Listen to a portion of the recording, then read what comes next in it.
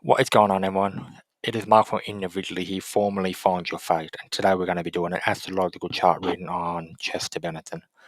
Now, you can read the full biography and his astrology and numerology on our website.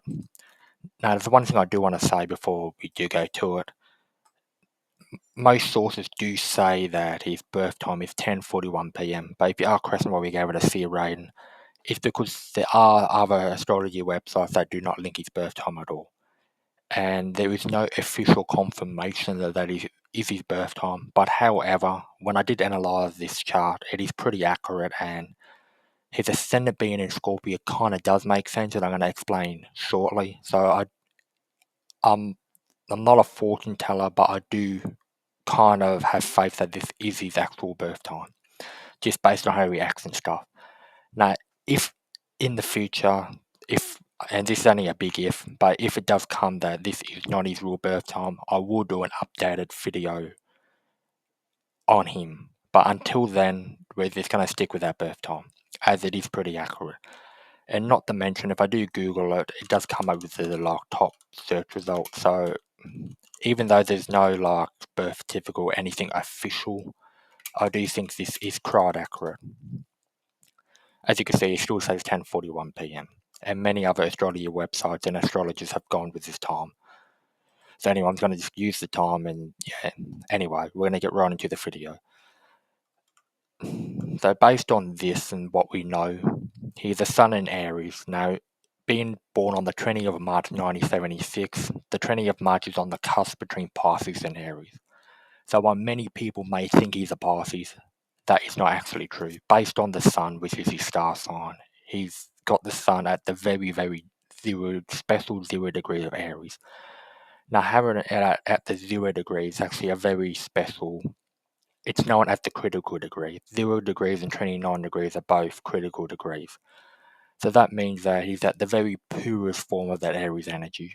So very energetic, very out there. He was born to actually perform, being at the very 0 degree. Another thing I do see is that he has a bunch of planets in water. So even though he's at that purest part of the Aries energy, the water in him will probably tone him down a little bit. So for example, many people do say that they do see the dreamy type of Pisces traits in him. And that is because he has his Mercury and Venus both in Pisces. So even though he's an Aries, based on the actual sun or star sign, he does have Mercury, the way he communicates, and Venus, the way he shows love, both in Pisces. Not to mention, he does have his ascendant, which is his mask, and the way he socializes with people in Scorpio. And also his Mars, the way he goes about in this world, and his drive in Cancer. So having the ascendant in Scorpio, that would mean that he's co-ruled by Mars, but traditionally, if you're going by traditional astrology, but in modern astrology, that means he's ruled by Pluto, and he has his Pluto in Libra. So as you can see, and also his moon in Sagittarius, which we'll speak a little bit later in this video, shortly. So if I do go and actually look, he does have Pisces in the 4th house, and 3 planets in the 4th house too, I see. His sun, he's in those 2 planets too. So what that actually means is someone that's very family oriented. So Pisces is a very sensitive sign, it's a very dreamy sign. And when you got it in the 4th house, which rules family and caring about people and things like that, all Cancerian themes, it's going to be someone that is very family oriented. He did love his family very, very deeply.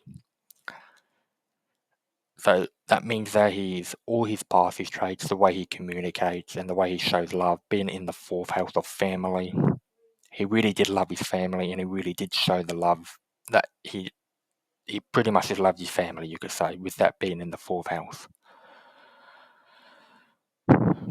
Another thing I do see is that his MC or his 10th house is in Leo.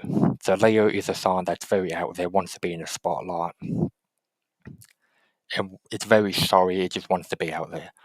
So the 10th house is about your career and reputation.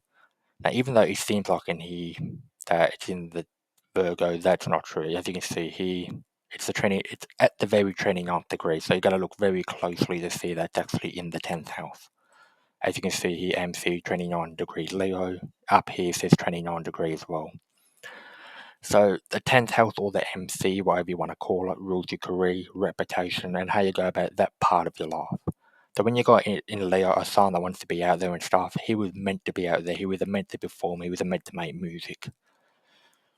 So what does this all mean exactly? So when you have a bunch of planets in water, which is emotion and pretty much a sensitivity, and then you combine it with the MC in Leo that wants to be out there, he's going to make some very, very emotional, dark music. And not to mention, I'm not going to take away his childhood. His childhood, which I won't go in detail in this video, you can look that up if you want to. But he did not have the best childhood. So when you combine his entire birth chart plus what he went through as a kid, you can see why he made the music he did. It was an extremely high chance that was actually going to happen. So his ascendant being in Scorpio, the way he socializes and sees things, and the mask he wears, is a very dark and intense sign to begin with. It also rules his whole chart. Then you have Mercury, the way he thinks and communicates, being in the sensitive sign of Pisces. His Venus, which rules his romance and the way he shows love in general to everyone, being in the sensitive sign of Pisces. Mars, his drive, and the way he goes about in this world, being in this very, very deep and emotional sign of Cancer. You can pretty much see why he was the way he was and why he was actually very intense individual, you could say. Not to mention that he did have his sun in Aries, which is a very passionate fiery sign, and his moon another fiery sign. So this whole chart pretty much screams passion, it screams emotional sensitivity. He's pretty much a very, very passionate person and a very, very intense and emotional person. And the extended being in Scorpio just adds darkness on top of him. So yeah, I hope that actually does explain him pretty much. But yeah, so looking at this chart, this is what I do believe that 10:41 p.m. is pretty accurate, as it really does accurately explain him as a person. Now I'm just trying to look for anything else I can actually say.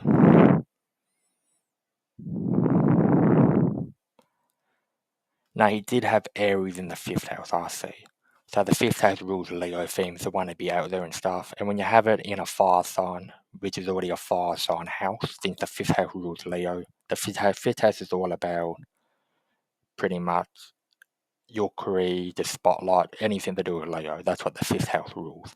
And when you have it in Aries, which is a fire sign, you're going to have someone that wants to be out there and wants to be in the spotlight and pretty much knows how to actually perform and pretty much entertain a crowd. That's what I'm trying to say. He's someone that knows how to entertain people, entertain an audience. He was made to actually perform.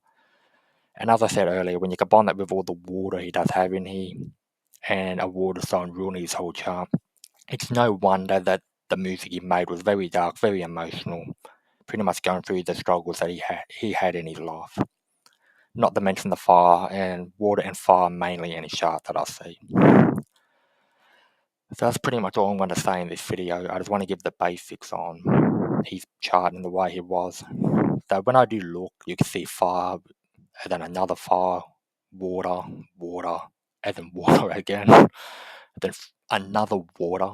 You can see that he's very passionate. He's pretty much the traditional, very passionate and emotional person when you combine it all together. And very dark when you have your ascendant in Scorpio. So yeah, that's what I'm going to say in this video. I hope this actually did give you some understanding of him and why I do think 1041 seems to be the right birth time.